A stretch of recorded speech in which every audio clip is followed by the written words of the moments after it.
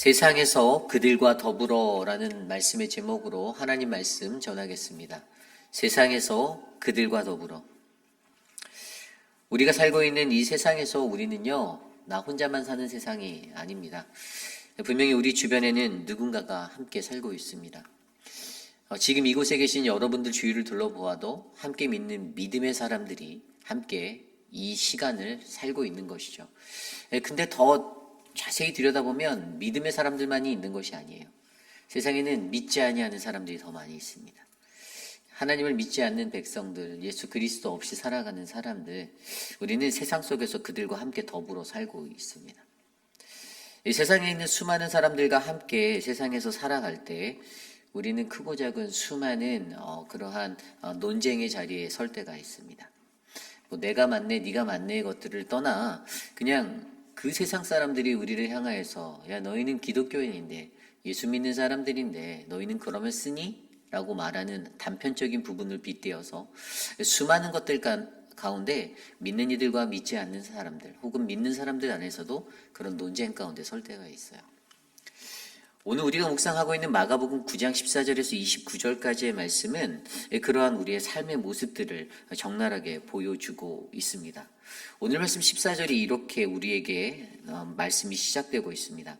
이에 그들이 제자들에게 와서 보니 큰 무리가 그들을 둘러싸고 서기관들이 그들과 더불어 변론하고 있더라. 아멘. 이 말씀에 보면 그들과 더불어 변론하고 있더라라고 이야기하고 있습니다. 정확히 보면요, 예수님이 바로 이전에 9장 초반의 말씀에서 변화사 사건을 통하여서 이제 그 자리에서 이제 산에서 내려오시는 그러한 시간 속에서 이 시간들을 들여다보는데 예수님과 함께 있었던 3명의 제자 외에 다른 제자들이 산 아래에 있었거든요. 근데 그들이 그 산에서 내려올 때 보니까 큰 무리의 군중들에 휩싸여 있고 서기관들과 논쟁하고 있는 장면이 묘사되고 있는 거예요. 어떤 논쟁을 하고 있는지 이제 이 이후에 나오는데 사실 세상 속에 한복판에 서 있는 예수님의 남겨진 9 제자들 산 아래에 있었던 어찌 보면 그들의 모습이 오늘 우리들의 모습이 될 수 있다는 것입니다. 오늘 우리들이 인생을 살 때에도 우리는 세상에서 예수를 믿지 않는 사람들 혹은 서기관들 혹은 바리새인들 그러한 자들과 함께 뒤섞여 살아갑니다. 그리고 그들과 우리는 논쟁할 때가 있어요.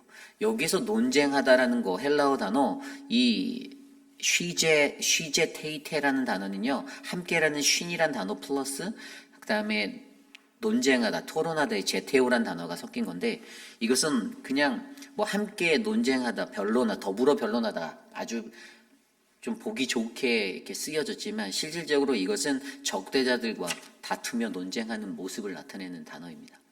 그러니까 사실 예수님의 제자들이 남겨진 9 제자들, 앞서서 있었던 제자들, 베드로, 야고보, 요한을 뺀 나머지 9 제자죠.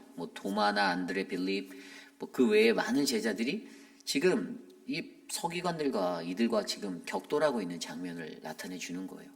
평온하게 대화를 주고받는 것이 아니라 아마 그들 안에 약간의 고성도 올라갔을 거고 목소리 톤도 높아지며 서로 격돌하고 있는 장면이 나타나는 거예요. 왜 그들이 이러한 일들을 했나를 우리가 이제 들여다보면서 어찌 보면 이러한 삶의 모습이 오늘 세상 한복판에서 살아가는 그리스도인이라는 우리들의 모습이 되거든요. 저와 여러분의 현 주소인데 그때 과연 우리는 이러한 삶의 현장 속에서 어떻게 살아가야 하는지, 어떠한 모습으로 우리가 하나님의 영광을 드러내고 예수님을 나타내야 하는지를 말씀으로 함께 살펴보려 합니다. 그래서 여러분, 세상에서 그들과 더불어 살아갈 때 우리는 가장 먼저 예수 그리스도가 우리에게 필요하다라는 것을 아셔야만 합니다. 우리에게 예수 그리스도가 필요합니다. 오늘 말씀 15절입니다. 온 무리가 곧 예수를 보고 놀라며 달려와 문안하거늘. 14절에 이어 15절의 말씀을 보면 이러한 그림들이 묘사가 됩니다. 아까 설명드린 대로 예수님의 제자와 서기관들이 마주하며 설전을 벌이고 있고 주변에 군중들이 있는데 산 위에서 예수님이 내려오는 그 모습을 보고 사람들이 15절 말씀대로 예수를 보고 매우 놀라 달려와 문안하였다라고 합니다. 온 무리가 예수를 보고 달려옵니다. 반갑게 예수님을 맞이합니다. 여러분, 여기서 우리가 느낄 수 있는 것은 예수 그리스도가 갖고 있는 이 높아진 명성을 우리는 느껴볼 수가 있습니다. 그런 거 있잖아요. 우리도 아웅다웅거리고 뭔가 막 분주하게 막 있다가 갑자기 선생님이 딱 들어오는 순간에 교실이 딱 조용해지는 이러한 상황들이 묘사가 되어져야 하는 거예요. 예수님이 오면서 어떠한 문제의 상황 속에서 그 문제가 잠깐 평온을 찾게 되는 거예요. 어떤 템포에 어떤 쉼표를 잠깐 얻는 거예요. 마침표는 아니지만 우선 그 쉼표가 딱 생기면서 무언가 생각할 여운과 어떤 틈들이 우리들에게 주어지는 장면이 바로 이 장면으로 우리는 이해할 수가 있습니다. 예수님의 이 등장으로 말미암아 이 변론으로 다툼이 있었던 자리가 숙연해지는 그러한 그림이 그려지는 거예요.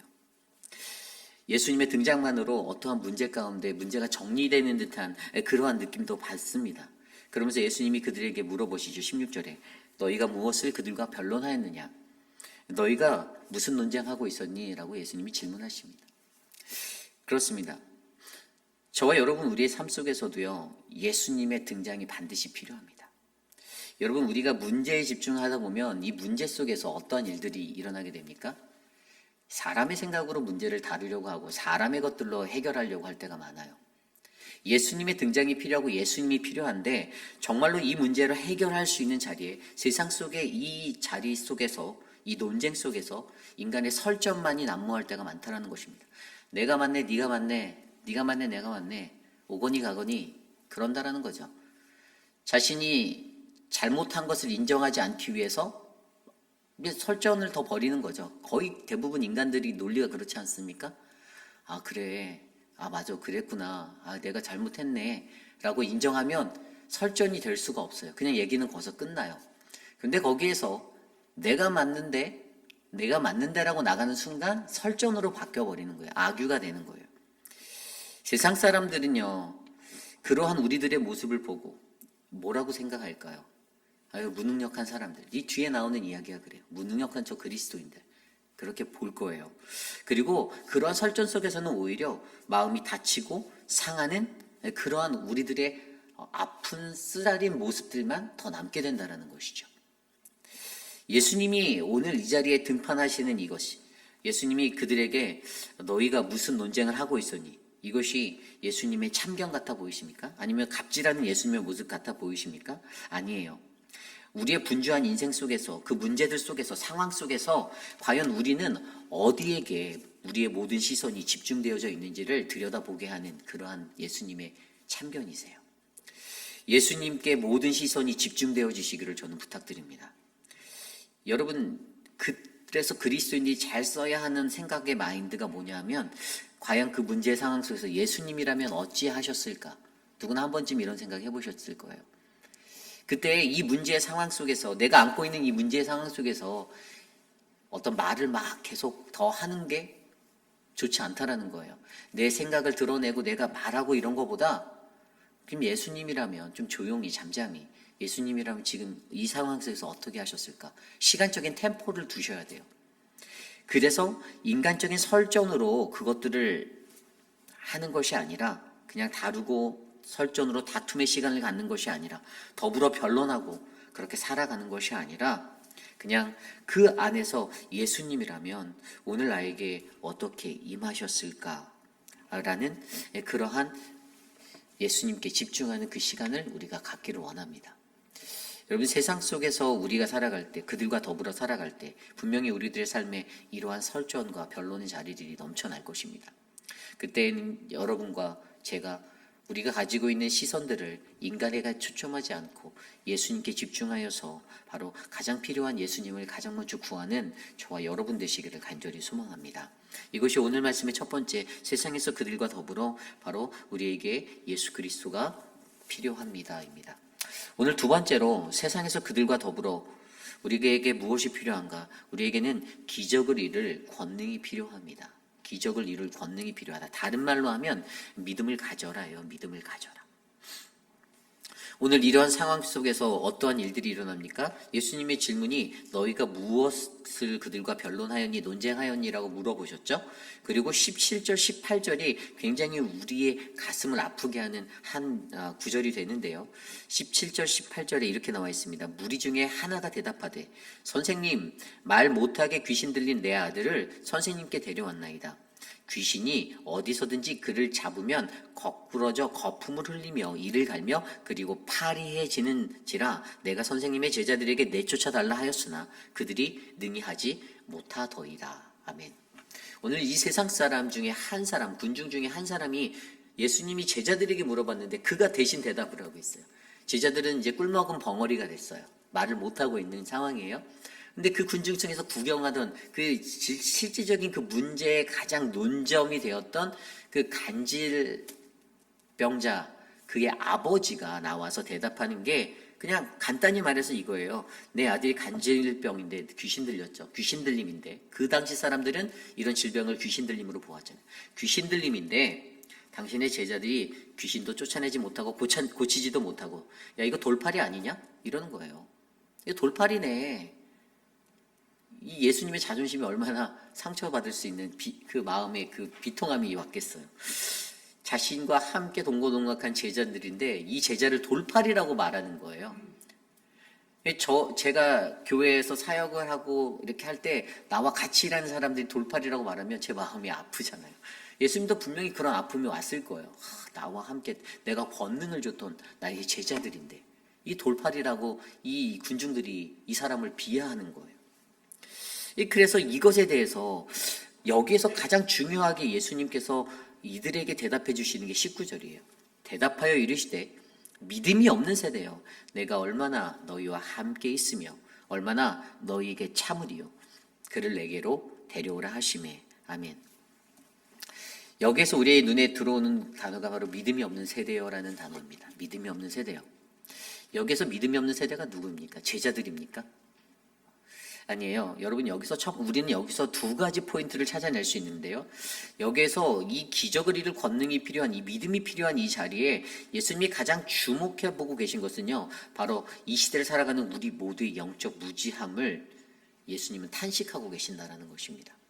여기에서 세대라는 말이 들어왔잖아요. 믿음이 없는 세대. 이건 예수님의 제자들만을 지목하는 게 아니에요. 그 자리에 있었던 이 질문에 대답한 그 간질병 걸린 자의 아버지, 또 군중들, 그리고 그들과 격돌하고 있었던 서기관들을 향하여서 또 예수님의 제자들도 당연히 인클루드 돼서 그들도 향하여서 이 모든 세대가 믿음이 없다.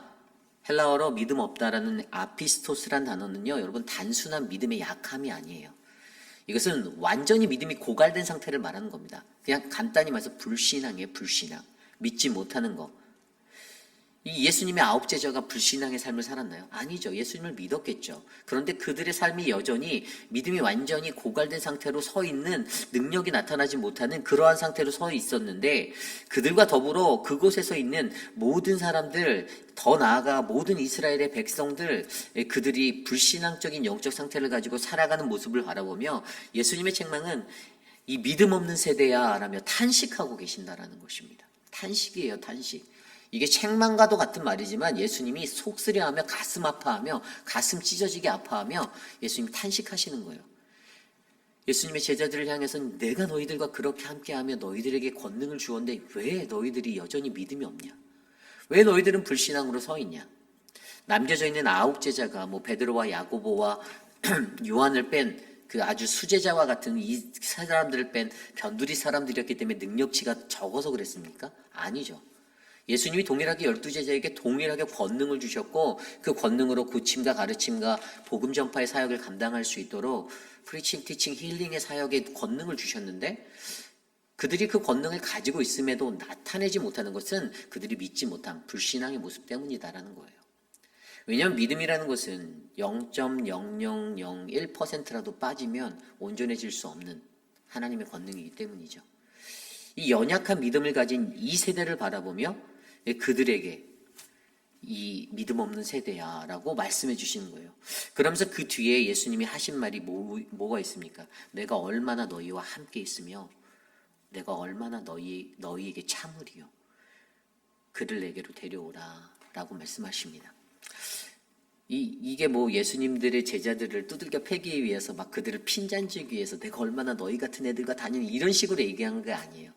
여기에서 중요한 것이 이 얼마나라는 것은 이것은 여러분 그들이 갖고 있는 믿음의 결핍 그리고 제자들이 가졌었던 자만의 모습들, 교만의 모습들 어깨에 우쭐대면서 내가 그래도 예수님의 탑 12 안에 들어가는 제자인데 라는, 그러면서 사람들에게 나가서, 마을 사람들에게 나가서 야 내가 고쳐줄게 이리 와봐 이렇게 하면 했던, 그런데 막상 고치려 했더니 권능의 능력이 나타나지 못하는 그 연약함의 모습들. 여러분, 그들이 가지고 있었던 이것이 다 뭐요? 바로 영적 무지함 가운데 서 있는 그들의 모습들을 바라보고, 그러나 그들을 향한 예수님의 탄식이 점점 커지는 것은 그만큼 내가 얼마나 너희와 함께 있다. 왜냐하면 이제 자기가 이 세상을 떠날 시간이 얼마 남지 않았거든요.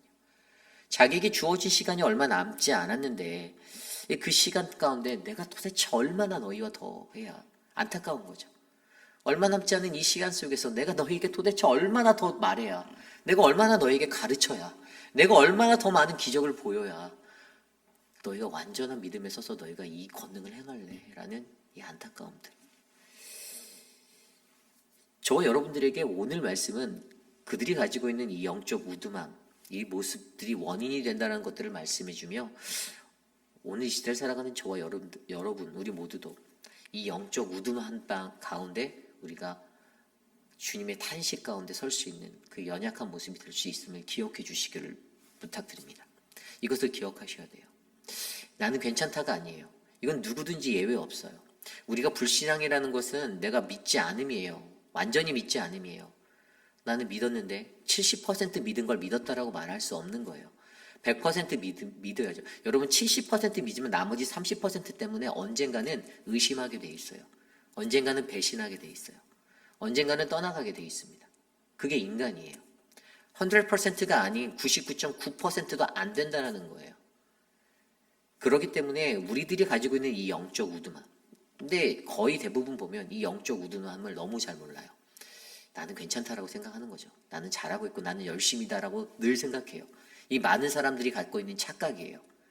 그 영적 우둔함을 깨기 위해서 하나님 앞에 기도하고 엎드리고, 하나님 내게 분별의 영을 주시고 내게 어떤 지혜든지 하나님의 지혜를 내게 부어주셔서 모든 상황 속에서 내게 오직 믿음으로 버틸 수 있는 힘을 달라라고 간구하는 것. 이게 오늘 이 시대를 살아가는 저와 여러분 우리에게 필요하다는 것이죠. 그래서 이 믿음을 가지는 것의 이야기가 여기서 멈춰지지 않아요. 그 뒤에 나오는 20절 이후의 말씀에 보면 예수님께서 시선을 돌려서 그 아버지의 믿음 또한 점검해 보고 계세요. 21절이에요.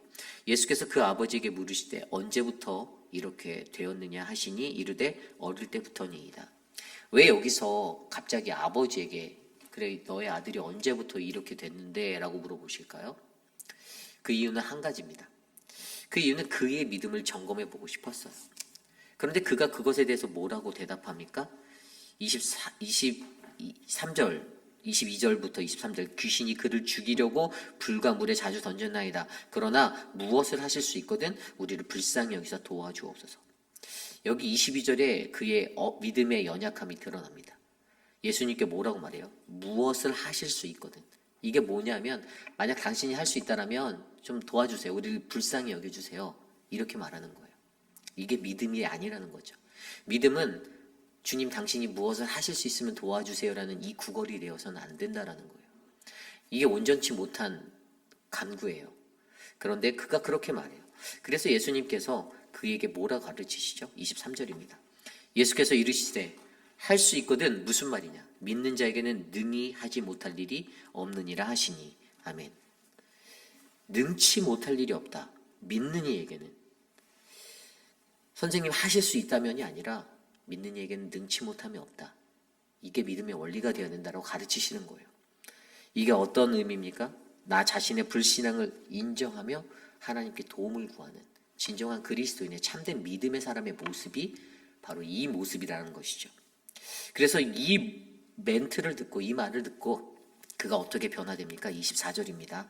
곧 그 아이의 아버지가 소리를 질러 이르되 내가 믿나이다. 나의 믿음 없는 것을 도와주소서 하더라. 아멘.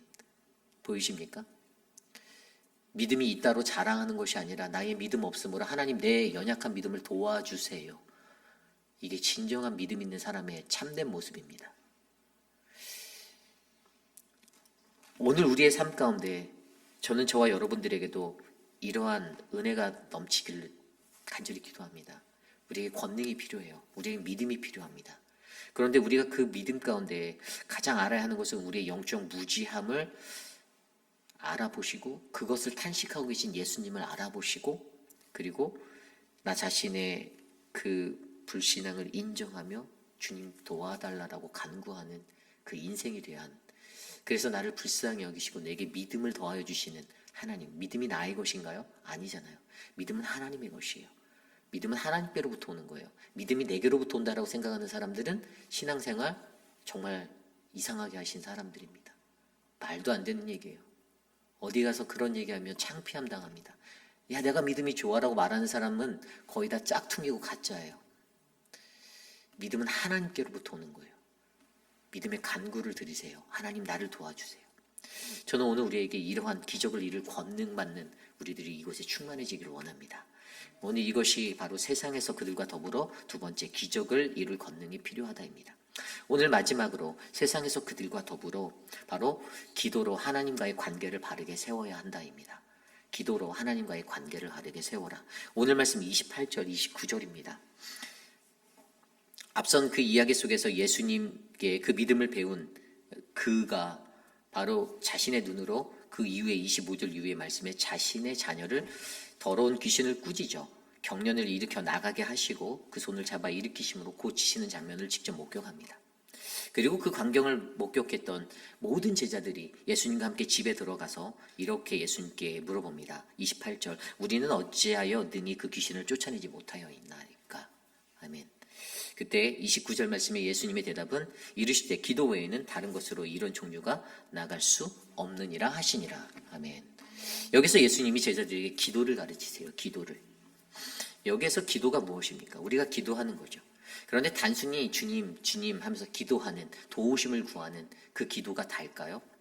기도의 참된 의미는 기도는 하나님과의 관계입니다. 기도를 영적 호흡이다라고 배우셨죠?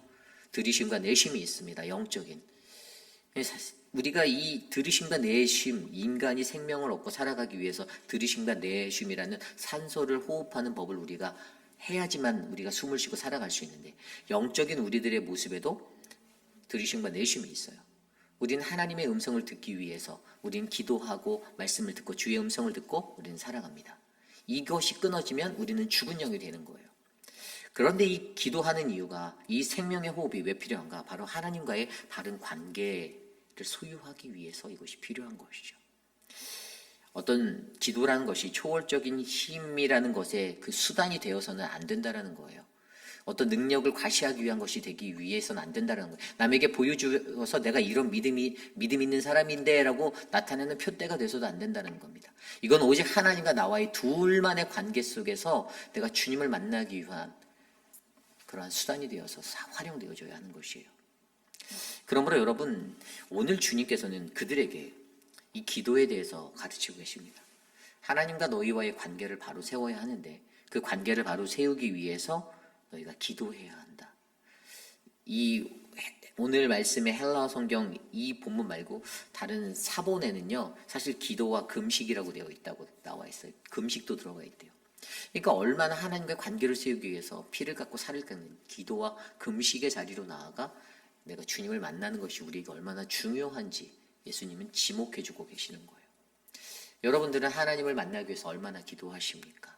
어떻게 하나님과의 바른 관계를 세우며 살고 계십니까? 문제 상황 속에서 힘들고 어렵고 무너질 것 같은 그 상황 속에서, 어제 제가 성경 공부를 하다가 클래스에서 참석하신 어떤 한 분이 자신이 이제 작년도에 좀 겪었던 어려운, 이제 교회 안에서 또 외부에서 했던 일 때문에 우리 교회가 이제 권면을 했던 것 때문에 어려웠던 상황들을 회상하는 시간을 가졌는데, 그분이 어제 이런 고백을 하더라고요. 그 시간을 통해서 지금 돌아보니 제가 하나님을 믿는 방법들에 대해서 조금은 더 깊이 있게 생각하게 되었다. 그래서 하나님 말씀이 궁금해지고 하나님 어떻게 관계해야 하는지 참 감사했어요. 여러분, 신앙이라는 것은 그런 거예요. 그 당시에는 불편했겠죠. 어려웠겠죠. 힘들었겠죠. 마음이 불편하고, 왜 나한테 이러지? 왜 목사가 저러지? 왜 당회가 그러지? 이런 생각들 했을 거예요. 그때는 불순종하고 싶었고 따르고 싶지 않은 것이었는데, 그 과정들을 지나고 봐서 지금 있는 이 자리에서 돌아보면 그래도 그래도 하나님이 나를 성숙시키려고 노력하시는구나. 하나님 나를 위해 일하시는구나가 느껴진다라는 거예요. 여러분, 이게 중요한 거예요. 하나님과의 바른 관계. 그래서 우리가 그것들을 위해서 기도하고 우리가 그것들을 위해서 하나님과의 관계를 바르게 세워 주님이 원하시는 거룩한 믿음의 사람들로 이 세상 가운데 우뚝 서시기를 간절히 축원합니다. 이제 말씀을 정리합니다. 우리는 세상 속에 살고 있습니다. 산 아래 사람들이 바로 우리들입니다. 변화산에서의 그 예수 그리스도가 내려오시는 그 시간 속에서 우리는 여전히 남겨진 제자로서 이 땅에서 서기관이나 군중들과 함께 섞여서 변론하고 논쟁하며 살아가는데, 인간적인 설전, 목소리의 설전으로만 야 이러면서 내 목소리가 크다, 너 목소리도 더 크냐 막 이러고 살 것인지, 아니면 우리 안에 바로 예수 그리스도가 있어서, 예수가 정말로 필요해서 예수가 내 안에 있어서 기적을 이루는 그 믿음의 권능이 있어서 기도로 하나님께 바르게 세워진 관계가 있어서 그 모진 풍파와 시련들을 잘 헤치고 나가서 변화산에서의 그 능력의 예수가 내 안에 변화된 예수로 담겨질지, 그 선택은 여러분들의 몫입니다. 여러분들의 인생은 여러분들 스스로가 다스리고 끌어간다라고 느끼시겠지만 강권적인 하나님의 사랑 안에서 예수 그리스도의 능력으로 세워질 인생들임을 기억하시고, 내가 어찌하면 이 세상 속에서 살아갈까, 오늘 하루도 고민하시는 우리 모두가 되기를 기도합니다. 오늘 주신 말씀을 놓고 함께 기도합니다.